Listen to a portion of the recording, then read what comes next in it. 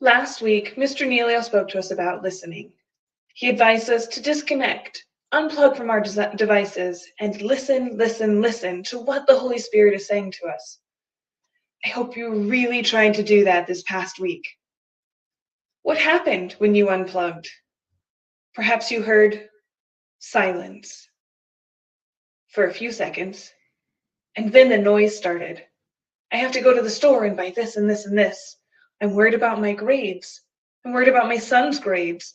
My mom is so sick. How can we care for her? I'm so lonely. Why am I so lonely?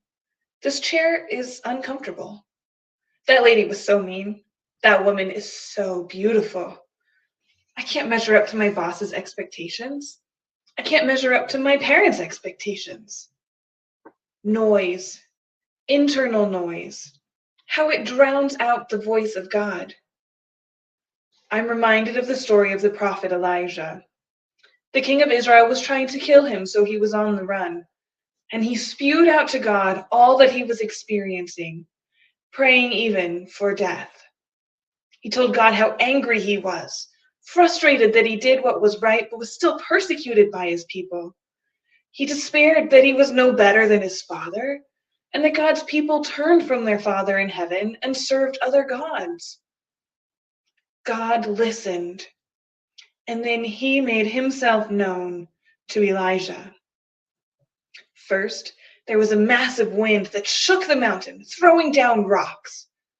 Then there was an earthquake, a shattering event that split the mountain.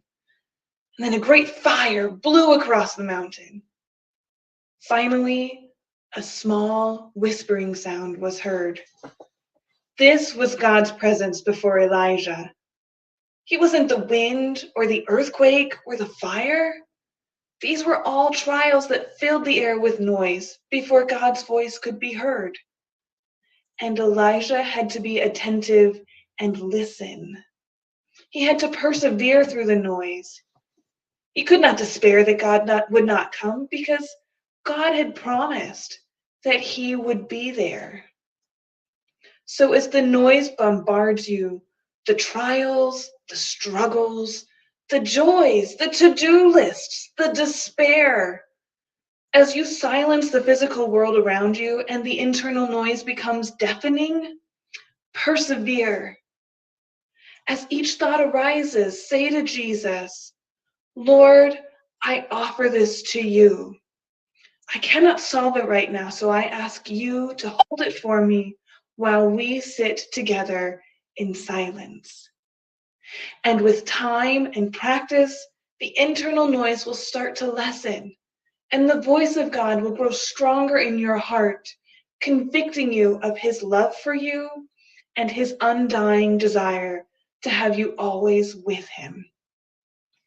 Be still and know that I am